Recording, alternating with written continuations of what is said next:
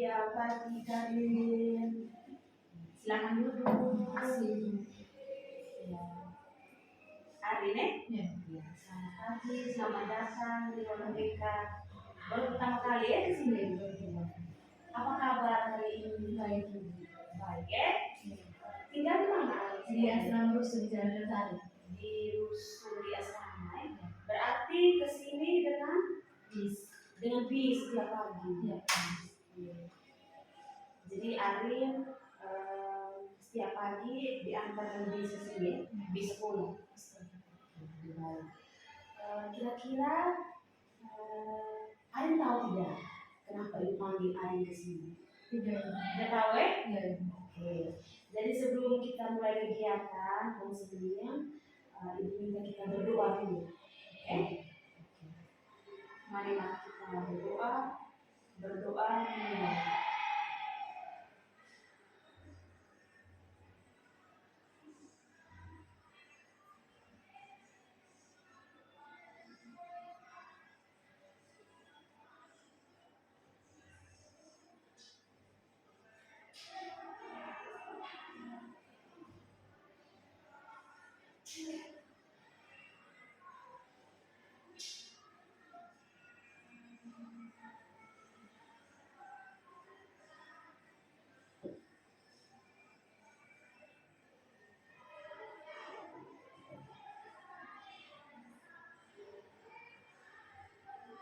Berdoa selesai.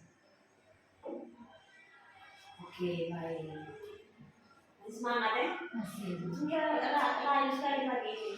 Mau bahas les. Oh, habis les, jadi ada capek. Oke. Tapi aman kok di sini tuh. Senang tidak datang ke ruangan kita? Senang. Iya. Jadi begini Arin, sebelum kita masuk konseling, ibu mau menjelaskan sedikit. Di BK itu ada yang namanya asas kerahasiaan. Jadi asas kerahasiaan itu bagaimana konselor itu menjaga rahasia klien. Klien akan jadi sini rahasia dari Arin sendiri. Yang kedua itu asas keterbukaan. Jadi apa saja yang mau Arin ceritakan, Arin bebas untuk bercerita apa saja. Jadi jangan takut untuk bercerita ke ibu. Jadi apapun itu. Jadi jangan ada yang ditutup-tutupi, takut dan lain sebagainya, takut nanti setelah cerita di sini nanti mungkin ibu bawa keluar. Dan tidak, ada yang namanya akses kerahasiaan. Jadi begitu Arin punya teman-teman datang ke sini, itu kalau sampai seperti itu. Kalau datang ke BK tidak perlu takut. Anggap ibu ini kayak kamu punya pengganti, kamu punya orang tua di rumah, kamu punya kakak. Artinya jadi tempat atau teman untuk kalian bercerita. Ya, Oke. Nah, jadi begini kebetulan kemarin ibu itu mendapat informasi dari wali kelas. Katanya Arin ini mengalami sedikit kesulitan belajar, betul kan? Betul ibu ya. Dan dilihat dari nilai kemarin biasanya ada prestasi ya. Kemarin itu kalau ibu tidak salah yang wali kelas sampaikan, Arin itu kelas 10 semester 1 itu di peringkat 1. Setelah itu masuk ke semester 2 sudah akan menurun sedikit. Jadi kira-kira kenapa? Bisa ceritakan ke ibu pelan-pelan saja tidak apa. Kemarin itu yang di semester 1 itu tidak masuk organisasi, jadi keposis. Jadi tidak ada waktu yang dipotong untuk belajar. Masuk semester 2 karena pemilihan kepengurusan baru, jadi kami di kelas itu diutus 2 orang dari kelas kami, saya sama teman saya satu. Kami itu saya diutus dari tim saya untuk jadi calon ketua OSIS. Jadi harus menyusun visi misi dan program untuk OSISnya. Makanya kami menghabiskan waktu sekitar 2 minggu waktu itu. Jadi waktu untuk belajar di kelas itu berkurang, tidak mendengarkan penjelasan dari guru. Makanya nilainya sempat ada beberapa ulangan-ulangan yang tidak ikut. Oke, itu yang pertama. Yang keduanya dari sudut belajar di asrama mungkin. Ya, yang kedua, kalau di asrama tidak ada pengaruh HP, karena di asrama kan pegang HP jarang ibu. Jadi sekali pegang HP langsung pulang terus. Kalau semester 1 karena kami baru, jadi kami biasa sudah kayak kami sudah bosan di rumah dan HP. Ketika masuk asrama, masuk semester 2 kami sudah lama, jadi kami mau itu HP terus karena jarang kan pegang HP. Waktu belajar ketika malam itu belajarnya 2 jam, di saat malamnya belajar sambil main HP itu kami tidak belajar ibu. Kalau saya baca novel, kalau bosan itu novel, nonton TikTok. Makanya dalam belajar tugas-tugas juga nanti pagi di sekolah baru kerja itu karena kerjanya terburu-buru nilainya jadi turun. Kalau di sekolah juga ketika HP-nya tidak kumpul, jadi kami main HP itu. Ada yang main TikTok, baca novel, ada yang tidur-tiduran saja. Terus kalau dia selama kan dia teman-teman ibu cerita-cerita aja. Kalau sudah cerita kadang sampai tengah malam, makanya pagi itu tuh kami tidak ada persiapan untuk belajar. Biasanya yang belajar pagi itu kami tidak ada lagi. Jadi begitu ya. Yang pertama itu karena engkau melibatkan diri sebagai OSIS, makanya kesulitan dalam membagi waktu. Dan kemarin kita memang kegiatan ada sedikit padat. Tapi yang sekarang bagaimana? Apakah masih padat di OSIS atau tidak? Yang sekarang untuk beberapa hari ke depan mungkin ada karena mau 17. Tapi karena bisa minta catatan di teman-teman. Kalau untuk evaluasi OSIS itu setelah pulang sekolah. Jadi teman-teman yang sudah pulang kami masih harus evaluasi lagi. Makanya tidak terlalu terganggu. Berarti untuk yang sekarang tidak terlalu terganggu. Artinya bagaimana Aren bisa mengatur waktu dengan baik. Jam sekian, kalau memang ada pertemuan, kalau berarti saya kerjakan memang tugas secara maksimal selesai. Nah itu yang pertama. Yang kedua berkait dengan kesulitan belajar di asrama. Sekarang itu kami kalau jam lihat itu sudah bagi jadi waktu. Kalau kami baginya dari pagi, biasanya jam 6 pagi itu sudah ke sekolah, sore jam 4 atau malam jam setengah 9 itu kumpul jadi bagi. Malam itu di jam belajar 2 jam itu full belajar. Yang siangnya itu ada tidur siang. Di waktu 1 jam itu baru main TikTok dan baca novel. Oh, jadi bisa paham. Jadi kalian betul-betul memanfaatkan HP itu untuk kesenangan karena memang HP itu dikumpulkan dan ketika dibagikan jadi kamu merasa kayak bisa dimakan HP bisa harus main segala macam ya toh begitu. Tapi menurut Aren sendiri aturan seperti itu baik atau tidak? Baik ibu, karena kan kami pertama kan tidak serta-merta pintar. Jadi harus belajar. Kayak saya dulu SMP itu tuh tidak pernah peringkat. Nanti masuk SMA ketika tinggal di asrama karena lebih banyak belajar dengan teman-teman dan aturan untuk HP-nya itu, jadi kami lebih sering ke belajar. Makanya nilai kami itu jadi tinggi. Nah di semester 2 itu karena sudah HP kami dikumpul terus, jadi kami harus ketika bagi HP kami harus main puaskan diri dan paham betul sih. Ya, artinya sebenarnya kembali ke pribadinya kalian sendiri. Betul dari ibu memahami betul ya kalau kita sudah terbiasa dengan HP dan kali-kali dikumpulkan itu memang ada kerinduan tersendiri kita UI yang update yang terbaru status ini apa ya kepo penasaran kita terhadap ya toh. Jadi bagaimana kita membagi waktu. Kalau sekarang itu lebih kalau siang biasa baca novel atau kalau malam belajar karena kami sudah kelas 11 juga mau bisa siap lagi. Jadi mungkin seperti itu. Kalau memang dibagi 2 jam untuk HP, berarti ada bisa membagi waktu nih jam pertama belajar dulu atau cari-cari materi atau apa yang seperti penjelasan di kelas itu. Yang kamu belum tahu dicari di situ kan lengkap. Ya udah cari belajar sendiri kalau memang kamu merasa ada tugas manfaatkan HP untuk hal-hal yang positif yang berguna untuk kamu. Karena begini ibu tuh sempat omong di beberapa anak yang kamu datang dari kampung, orang tua maksud tinggal dengan orang pasti ada keluarga juga di sini. Tapi orang tua punya pemikiran itu kalau nanti tinggal dengan orang nanti disuruh kerja segala macam tidak ada waktu untuk kalian belajar. Nah orang tua serta-merta membawa kalian ke asrama atau ke kos-kosan, tetapi rata-rata kalian salah memanfaatkan maksudnya kebebasan yang ada. Jadi menurut ibu nih bebas dan tidaknya itu kembali kita pribadi mau kita tinggal di asrama yang ketat atau di kos yang punya aturan yang banyak. Tapi kalau kita pribadi jadi kita bisa mengatur punya diri kita tidak bisa. Dan bagaimana kita itu membawa diri kita sendiri, membimbing diri kita sendiri untuk tidak terpengaruh dengan teman-teman yang lain. Contohnya di kos, kita tinggal di lingkungan yang notabene-nya anak-anak yang kalau jam 5 belum bangun, jam 7 juga belum mau masuk ke tidur, otomatis kita juga akan mengenal dengan mereka. Karena kita lihat, oh mereka tidak pergi sekolah, jadi saat itu dia jadi orang tua kasih kamu tinggal di asrama, kasih kamu tinggal di sekolah dengan tujuan supaya kamu bisa teratur nih, maksudnya bisa diatur dengan baik jadwal kapan kalian harus makan, harus berdoa, harus belajar. Jadi itu satu hal yang harus kamu syukur. Kalau di asrama tidak gratis, kalau tidak orang dan orang itu gratis. Kalau di asrama itu semua kita harus bayar. Jadi itu yang kalian harus syukur. Maksudnya manfaatkan kebebasan itu untuk hal-hal yang positif. Maksudnya. Jadi tidak usah terpengaruh dengan karena kalau kita hidup di lingkungan yang banyak orang di asrama itu kita cuma sering terpengaruh. Contohnya di HP, contoh di rumah. Kalau teman sudah nonton itu pasti kita juga bikin, ada yang nonton TikTok. Kita juga terpengaruh. Tapi kita lihat tujuan kita datang ke sini itu apa? Maksudnya kita harus memahami kebutuhan yang ada di kita. Kebutuhan artinya kita dari kampung, dari mau dari Bawai. Dari Bawai. Biasanya Ari kalau mulai sekolah nih, malam tuh sampai berapa malam gitu kamu Biasa kalau dia sedang belajar. Iya. Biasanya kami orang tua, begitu kita, apalagi dari jauh dari Bawai ke ND. Ada momen di mana setelah habis makan itu orang tua pasti akan pesan kita. Ya, toh? Mari dulu anak duduk sama bapak, mama dan kita mulai omong dari hati ke hati sebelum keluar dari rumah nih. Arin ingat pergi ke ND, pergi sekolah. Bukan pergi buat yang lain-lain.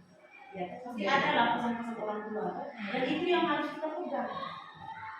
Tujuan utama kita tuh sampai kita pindah ke sini itu apa? Sampai kita datang ke Indonesia ini apa? Untuk belajar. Bisa makin belajar. Masih ada semua. Masih. Bapak masih kuat ya? Masih bisa kerja. Jadi tujuan orang tua masuk sekolah itu apa? Jadi orang sukses. Jadi kadang orang tua itu mau supaya kita sedikit lebih tinggi dari mereka. Karena ibu sih omong ke kopi teman-teman, jangan malu kita punya orang tua petani. Tidak usah malu. Karena kita bisa hidup, kita bisa sekolah di tempat ini. Yang mungkin semua orang itu ingin sekolah di tempat ini, mungkin tidak mampu. Jadi manfaatkan waktu sebagai orang tua gitu. Walaupun mereka susah di belakang, tidak ada uang, tapi begitu kamu telepon, orang tua langsung. Tapi pernah kamu tahu dapat dari mana uang itu? Tidak. Pernah tanya? Nah, itu yang ada uangnya. Coba sekali tanya, Mama, saya butuh uang 200.000 nih. Biasanya Arin penjelasan sudah detail tidak? 200.000 ini, 30.000 buat ini, 30.000 buat ini. Biasanya kalau habis belanja itu ada yang bertanya foto kirim. Foto kirim Mama. Ya. Jadi betul-betul Mama semuanya detail rinciannya. Ya. Kebanyakan anak zaman sekarang kan lebih banyak tipunya, betul tidak? Betul. Minta uang fotokopi, tahu tanya pergi belanja. Kalau saya biasa kalau beli baju sini biasa di Mas atau di sini biasa ada dokternya Dokter. Jadi Mama betul-betul percaya ke Anda. Karena ada orang tua yang iya saja permintaan anak, mungkin berapa anak 500.000, oke Mama kirim tanpa tahu penggunaannya untuk apa. Tapi ada orang tua yang begitu. Jadi bagaimana harus memanfaatkan uang orang tua dengan apalagi kamu tinggal asrama itu kan istilahnya kamu mengatur sendiri keuangan. Beda yang kamu tinggal dengan orang tua. Kalau tinggal dengan orang tua kan semuanya itu orang yang atur. Dan kalau tinggal di asrama, contohnya Mama kirim uang 500.000, nah pulang beras berapa kilo, minyak tanah, belum uang segala macam itu kamu yang harus mengatur keuangan itu sendiri. Jadi bagaimana manajemen keuangan sehingga tepat sasaran. Sehingga pas ibu mereka bilang, Arin besok ada fotokopi ini. Nah, jangan pasti aku mandang aduh Arin minta maaf sama mama. Pernah tidak seperti itu? Pernah. Tapi waktu itu karena masih ada sisa yang itu memang uangnya kurang untuk fotokopi. Intinya masih ada sisa di teman jadi Arin maksudnya bisa memanajemen uang itu dengan baik dan benar. Itu yang kita itu tidak semua anak itu bisa. Biasanya kan begitu datang pasti habis memang kalau berpikir besok mau makan apa. Nah itu berarti Arin sudah bisa memanajemen itu. Jadi ingat begitu orang tua bilang datang ke sekolah manfaatkan waktu dengan baik. Itu yang pertama. Yang kedua, gunakan uang orang yang baik juga. Seperti bilang, jangan terpengaruh. Namanya kalau kita pegang HP ini kan bukan sedang mata kosong. Kita harus isi pulsa segala macam di dalam. Nah, sekarang kita balik lagi nih ke materi tadi, bukan ke materi sih, tentang masalah yang dibuat tadi kesulitan belajar. Oke, kesulitan belajar. Kalau berkaitan dengan kesulitan belajar, berarti berkaitan dengan motivasi yang ada dalam diri. Motivasi itu ada yang dari dalam diri, ada juga yang dari luar. Seperti itu contoh tadi, lingkungan itu sangat berpengaruh. Tapi yang pertama dari dalam diri kita. Kita harus ada motivasi. Seperti yang dijelaskan tadi, tujuan saya, motivasi saya sekolah di biasa itu apa? Kedepannya itu saya mau jadi apa? Kalau kalian sendiri ke depan rencananya apoteker luar biasa. Ibu senang sekali. Memang harus seperti itu. Ya. Jadi harus ada perencanaan ke depan. Saya sekolah, bukan aku sekolah, tapi saya punya bayangan ke depan saat jadi apoteker yang hebat. Selain jadi apoteker, engkau bisa kembali ke sekolah ini juga. Peluangnya ada. Engkau bisa lihat Ibu Marina, mereka, Ibu Ani, itu contoh realnya. Mereka bisa jadi apoteker, mereka juga jadi mereka bisa melakukan dua pekerjaan sekaligus. Intinya bisa aku lagi. Karena itu suatu waktu pulang sekolah kadang saya terlambat tidur sampai 2 sore tidak sudah. Oh, saking capeknya. Jadi aku waktu mulai sekarang. Semuanya tuh kembali ke diri kita masing-masing. Oh, tidur itu kan terlalu lama pada menit begitu, misalkan taruh kepala. Jangan tidur sampai main HP. Nah, itu yang bikin repot. Tidur yang tidur, jangan berpikir aneh-aneh. Kalau memang mata mengatur itu sampai 100 coba. Itu sejarah dan tidak mantap. Jadi mungkin seperti itu. Jadi motivasi dalam diri kita. Jadi kita memulai segala sesuatu itu dari dalam diri. Niat dulu kita punya motivasi dulu. Apalagi kita tujuan dari nanti kita jadi apoteker. Jadi ibu tunggu suatu saat nanti 4 tahun ke depan nanti sekarang 11 tahun. 5 tahun ke depan kalian akan jadi seorang apoteker. Nanti mungkin ketemu ibu di bawah sana kah atau di NS ini. Ingat kalau pesan ibu. Jadi apalagi anak perempuan.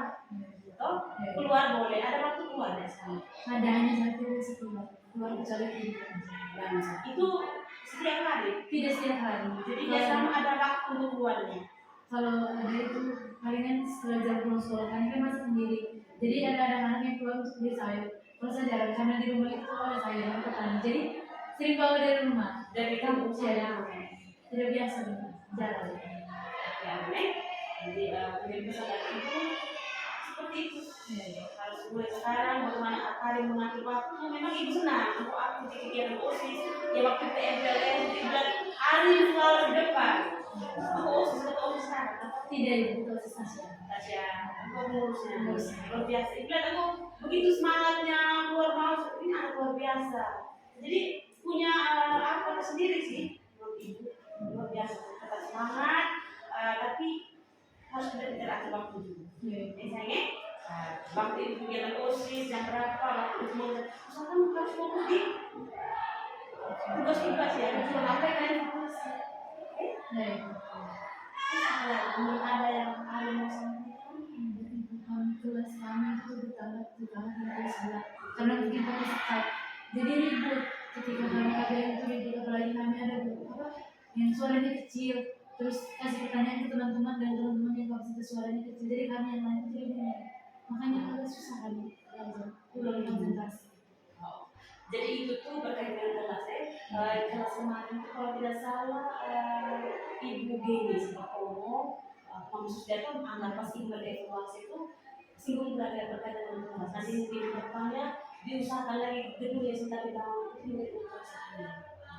Jadi mungkin untuk Ariel mungkin merasa terganggu di depan belakang mungkin ibu bisa kasih masukan ke Ibu Seli. Ini Ari punya dari kelas mungkin Ari bisa duduknya lebih dari itu.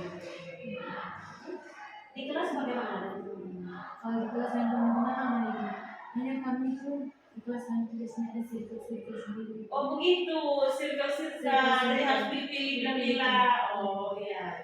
Kalau tipe belajar, kalau ada yang circle yang kayak di dalam satu circle itu semuanya mampu, ya sudah kelompoknya mereka itu yang bisa semua. Oh Dan begitu. beberapa yang di situ ada yang stop di situ, kayak belajar stop itu. Teman-teman juga kadang tidak tanya, ibu kalau saya bisa tanya, kalian ini bisa atau tidak? Kalau kalian tidak bisa tanya, kalau saya kan biasa tanya di gurunya langsung. Mereka tuh kalian bilang, makanya belajar di kriterianya mana itu. Oke, ini masalah baru juga nih. Ya. Oke, terima kasih untuk informasinya. Mungkin kita boleh bahkan langsung di kelasnya kalian. Ya. Karena kalau pakai circle begini itu sudah termasuk tindakan bullying sebenarnya. Ya. Kalian memilih teman-teman yang merasa kalian mampu dengan teman-teman yang kalian merasa tidak mampu. Dan ini yang suatu masalah sekali. Jadi terima kasih untuk informasinya. Ini untuk kedepannya pasti ibu akan tangani. Oke? Ibu sampaikan mungkin kalau kalian kan baru pindah kelas ya. Ini informasi penting sebenarnya. Ini akan ibu tidak lanjuti dalam waktu dekat. Nanti ibu akan masuk kelas dengan caranya ibu, tapi ibu tidak mau misalnya ibu tahu dari aku. Dengan caranya ibu akan komunikasi dengan ibu. Jadi mungkin Arin sebaiknya mau komunikasi juga yang baik dengan teman-teman itu. Coba kali mereka menarik hati ke hati. Pendekatan dulu, sebelum ibu. Mereka bagaimana kamu ini tadi sama-sama kamu semua kita bersama saja. Tapi kalau memang Arin merasa susah, biar ada ibu yang langsung komunikasi dengan mereka. Sehingga mereka tidak merasa tersinggung, toh? Nanti kesannya Arin melakukan ibu. Nanti ibu yang selesai. Jadi ibu senang, Arin sudah terus senang seperti ini. Jadi tidak lanjut kegiatan kita nanti, mungkin ibu akan buat bimbingan klasikal juga di kelas. Dan di depannya kita atur jadwal, kita buat bimbingan klasikal di kelas. Jadi untuk Arin mungkin itu saja atau yang sudah mau disampaikan? Tidak. Bapak Mama sering datang ke sini kan? Tidak. Selama engkau sekolah dari kelas 10 sampai 11? Tidak. Hanya waktu antar pertama. Iya. Sering pulang. Sering pulang setiap libur. Kalau libur semester pulang. Libur itu minggu sering pulang. Mau masih kuat kan? Masih. Umur usia sekitar berapa? Mama 50, Bapak 53. Berarti masih kuat juga. Arin anaknya? 2 dan 2 besar. Dari oh gitu. Aduh. Yang pertama laki-laki atau perempuan? Perempuan. Yang sekarang mana? Di situ berjalan. Kuliah di Jawa. Kuliah biasa. Ada sertasi boleh tidak salah situ. Aku papa di sana. Lagi PAUD. Dua-duanya sekolah. Kamu dua perempuan semua. Perempuan semua. Berarti Arin anak khusus. Ingat sebagai orang tua. Biasanya anak bungsu itu suka bawa onar. Tapi semua tidak ya. Jangan percaya. Maksudnya kita anak itu tuh sedikit bisa menangkap derajat orang tua. Itu yang ibu sering dengar ibu lapor di rumah. Bukan berarti pekerjaan petani mereka itu mereka bisa menghidupi kita dengan pekerjaan mereka, tapi mereka mau kita itu sedikit lebih tinggi dari mereka. Dengan cara belajar. Kita harus sukses. Harus jadi seseorang. Seperti tadi aku bilang harus jadi. Sehingga mereka bangun. Suatu saat mereka lihat engkau melihat air mata jatuh, orang tua air mata jatuh. Bukan jatuh karena kecil, tapi air mata jaga kepercayaan orang buat orang tua. Kalau bukan kita mau siapa lagi? Ya toh? Karena kalau kita tinggal di kampung, begitu kita jatuh, kita punya tetangga-tetangga itu orang omong kita lalu itu keluarga dekat dengan kita. Tapi bagaimana kita menjaga nama baik keluarga kita? Jangan kita punya mama, supaya orang jangan omong, jangan kita punya bapak, supaya orang jangan omong jelek keluarga kita. Betul? Bisa? Bisa. Ada pacar? Tidak. Nah, ibu tidak tahu, jangan sampai diam-diam. Bolehlah pacaran, intinya jaga. Harus bisa membatasi. Usia-usia kalian ini kan, kalau mau bilang pacar ya pasti ada pacar, tidak mungkin. Bisa jadi LDR, ya toh. Seperti yang jelas kemarin di aku, ibu kami LDR, jauh iya kan? Awas yang LDR itu. Itu aku kalau yang pacarnya untuk memotivasi belajar, dia tahu batas. Jangan sampai sembarangan. Ingat ya kita punya orang tua susah. Kasih sekolah kita juga kita tidak pernah tahu salah usaha seperti aku. Jadi ingat selalu pesan bapak. Kalau mau buat sesuatu yang teman ajak yang tidak baik, ingat salah satu baca orang tua. Kalau ibu dulu seperti itu, ibu kan kuliah di Kupang. Tinggal di kos yang notabene kosnya itu tuh bebas. Tidak ada mama kos yang tinggal jauh. Waktu itu ibu kos di wali kota. Jadi betul-betul kos itu bebas sekali. Tapi ibu sudah bilang sendiri seperti ibu katakan tadi, manfaat kebebasan itu untuk hal positif. Ya, toh? Jadi ibu gunakan itu untuk betul-betul positif. Dan karena prinsipnya ibu ke Kupang itu tuh ibu kuliah, ibu belajar di sana. Jadi waktu itu sempat aku ingat pulang itu bawa satu ijazah bukan 2 ijazah. Pahami 2 ijazah? 2 ijazah tahu? Bawa anak atau suami begitu. Maksudnya pulang dengan bawa ijazah. Karena kita pulang kosong, kita pulang harus bawa ijazah, bukan kita bawa suami, anak itu orang benar. Jadi ibu tuh selalu membangun pikiran dalam otak ibu itu harus kuliah, harus selesai dan pulang bawa ijazah. Jadi dengan sendiri kan tidak. Jadi begitu ada teman-teman yang datang mempengaruhi kita, kita begini, dengan sendiri itu tidak. Jadi dalam otak kita harus membayangkan sampai orang tua susah. Jam sekarang saya duduk di tempat ini, di tempat yang teduh, belum tentu bapak di sana juga di tempat yang teduh. Itu yang ibu sering tanamkan. Jadi aku juga seperti itu. Bisa tidak? Bisa. Membayangkan kalau saat sekarang ini bapak saya bukan duduk di rumah, bapak saya mungkin sementara di sana penghasilan. Bapak petani, mama buruh. Ini sudah penghasilannya padi, ya. Mungkin jam sekarang bapak sementara pergi cari kemiri, ya. Mama juga mungkin di sekolah itu tidak gampang. Mama mungkin seperti ibu sekarang sementara berbicara. Jadi semua pekerjaan itu tidak mudah. Jadi bagaimana sekarang Arif tidak terpengaruh dengan teman-teman. Pintar membawa diri. Ibu sudah bilang segala sesuatu itu kembali ke diri kita masing-masing, kembali ke pikiran kita. Kita harus bisa mengatur diri kita supaya orang lain tidak bisa mempengaruhi kita. Karena kita tuh punya fondasi yang kuat. Saya tidak mau yang ikut yang seperti ini, itu tidak benar. Bisa. Oke, itu senang kalau bilang bisa. Jadi mungkin ada yang ngomong sesuatu. Hanya mau bilang. Oke. Ibu akan ke kelas kalian. Tidak lanjut dari kegiatan kita hari ini, nanti ibu akan langsung ke kelas kalian. Nanti kalian boleh lihat di sana ibu buat apa misalnya di kita lihat. Yang jelas ibu akan membuat bimbingan klasik kali kelas. Oke, mungkin itu saja dari ibu. Ibu minta ke depan mungkin ini kalian ada masalah atau apapun yang mau diceritakan atau merasa tidak nyaman di kelas atau seperti apa, jangan takut untuk kembali ke sini. Kembali ke sini sehingga ibu tahu perkembangan itu bagaimana ke depannya. Kita cerita ke ibu. Pintu ruang BK selalu terbuka, ibu saya ngomong di komplek teman-teman. Datang saja. Tidak semua yang masuk BK ini bermasalah. Tidak, karena mereka hanya datang cerita ke ibu. Dulu sempat yang ada sampai datang cerita punya pacar segala macam. Mereka terbuka ke ibu. Tadi ibu sudah bilang, ada yang namanya asas kerahasiaan, ada juga yang namanya asas keterbukaan. Jadi terbuka saja ke ibu. Karena kamu cerita ke teman, belum tentu dia bisa menjaga rahasia. Apalagi jauh dari orang tua. Datang mau cerita ke ibu. Atau mungkin ada teman-teman di kelas yang merasa ada masalah, ada aja. Masih kita ke BK. Ada ibu selalu tunggu di sini. Cerita saja. Tidak perlu takut teman-teman yang menilai kalau kalian masuk BK itu kalian bermasalah. Tidak perlu. Tidak perlu takut. Karena itu sudah jelaskan ke mereka yang datang di BK tidak selamanya anak yang membuat masalah itu. Tapi mereka datang mencurahkan isi hatinya mereka kepada ibunya. Sehingga kita tidak cari jalan keluar. Karena kita hidup tidak ada masalah. Pasti semua orang punya masalah. Tapi ketika kita sudah berbagi, maka kita akan merasa apa? Lega. Kita lega. Saya senang sudah cerita tadi. Sudah cukup lega sekarang. Seperti itu. Bisa mengerti? Bisa. Jadi untuk Arin ke depan jangan ragu untuk datang ke sini. Datang ajakan teman-teman, datang ngomong di sini. Di kelas aku dekatnya dari siapa? Dewi. Ketua kelas siapa? Ketua kelas itu. Balik kelasnya? Oh, Ibu Sri. Fitri yang mana? Paduan suara itu. Yang paduan suara. Duduk paling belakang. Iya, duduk paling belakang.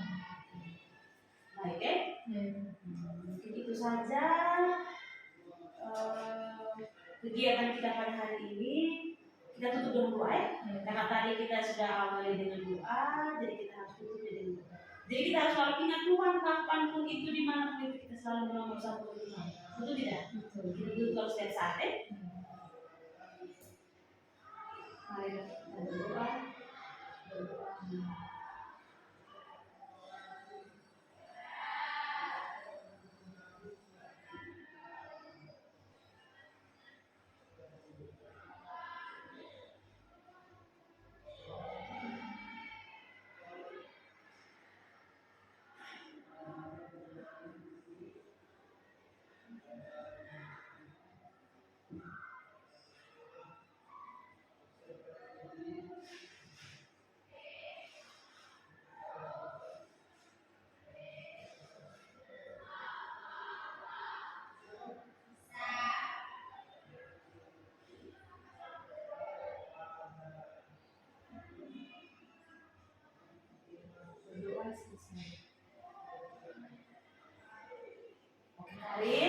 Nanti lain kali datang ke sini ya. Ya, oke. Makasih. Iya. Sudah ya? Makasih, Bu. Iya.